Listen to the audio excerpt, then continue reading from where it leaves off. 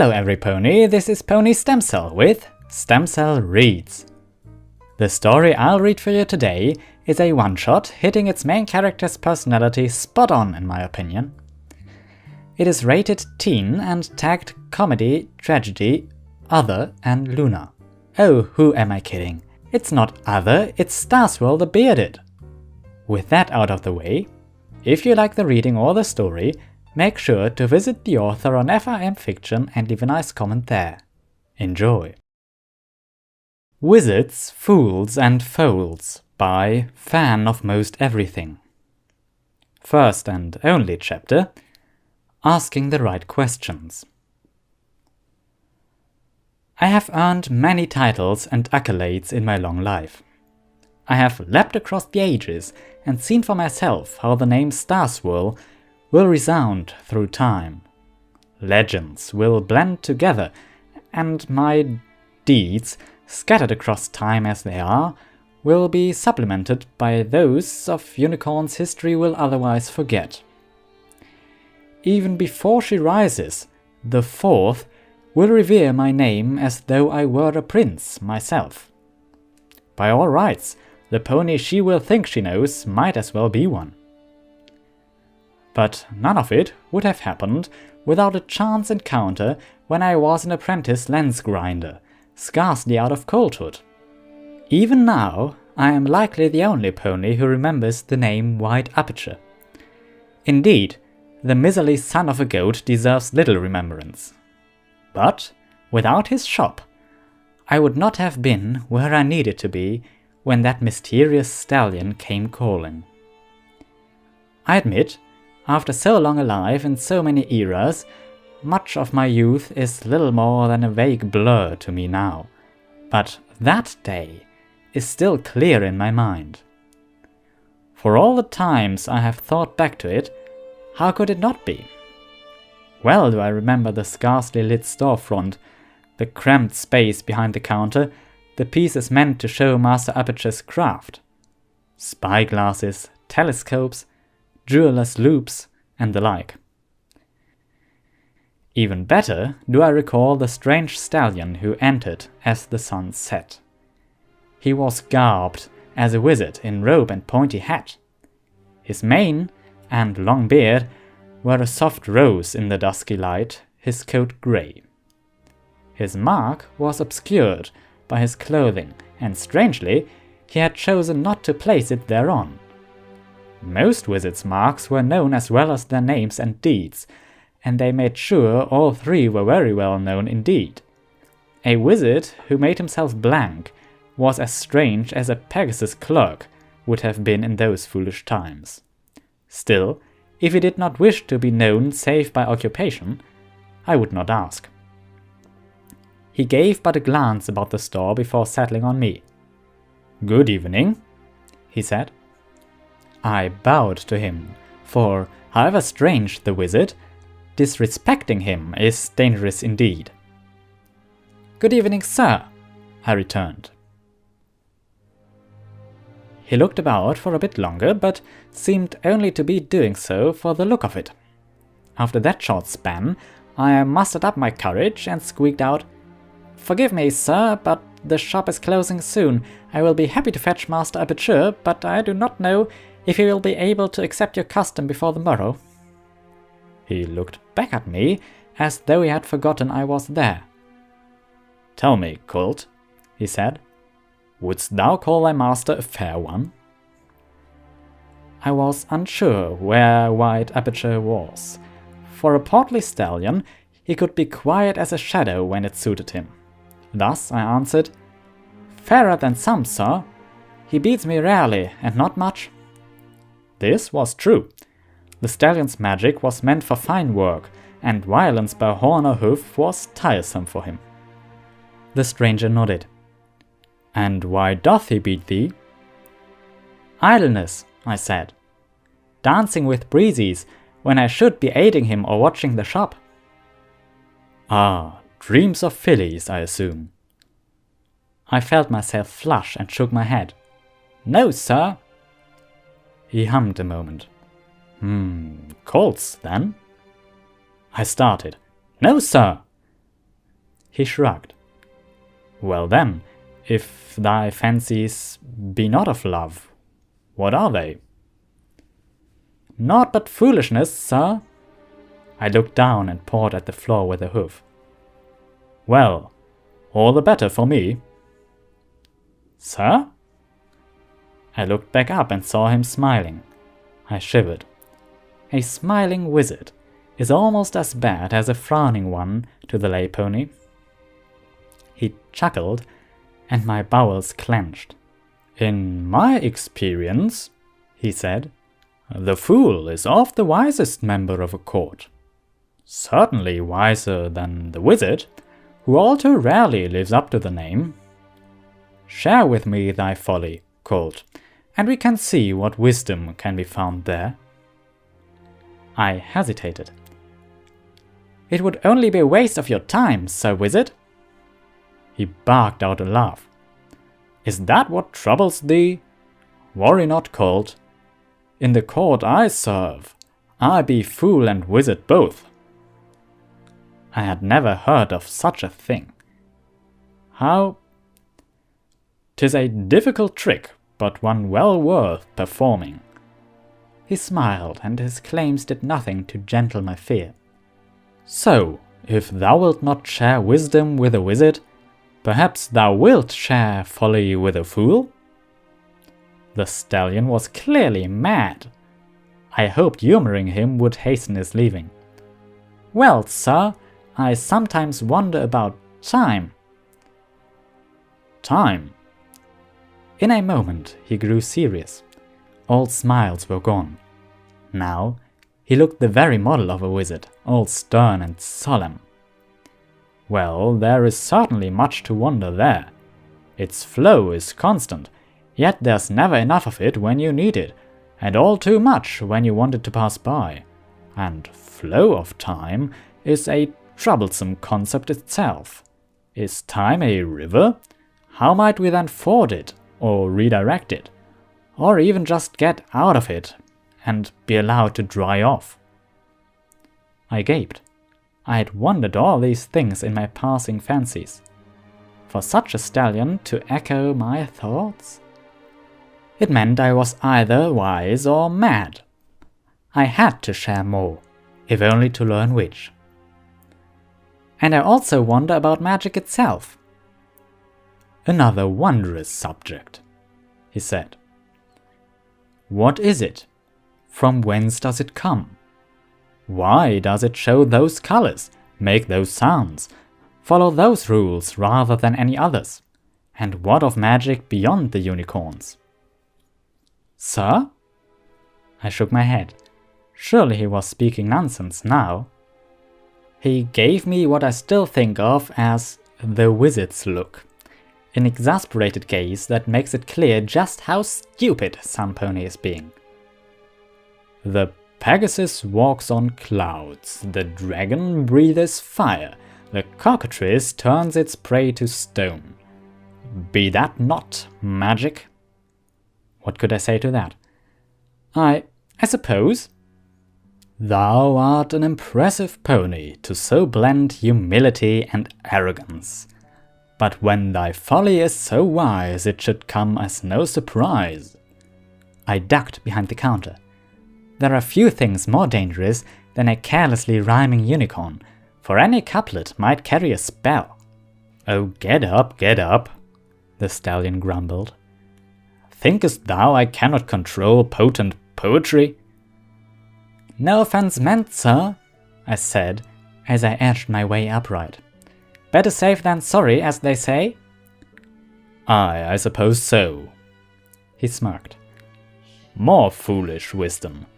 Thou mayest be able to repeat my trick, Colt. I blinked. Do you think so, sir? Ponies always tell me those are Foals questions.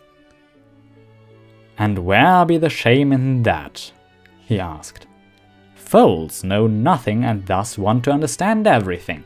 Adults still know nothing, but they have grown satisfied with it, and answer foals with the same nothings their parents told them. If we are to truly know anything, we must begin with foals questions. I shook my head. I am no sun mover, sir, no master of will. It is a pleasant dream, but that is all it is. He wickered disdainfully. And yet thou thinkest thyself a prophet. We drift backwards on time's river cold, never able to see what lies ahead. Never is brother to always, and neither has any place in a thinking mind. But I clapped my forehoofs over my treacherous mouth. The stallion raised an eyebrow. Yes, I shut my eyes. At least I would not have to watch my doom.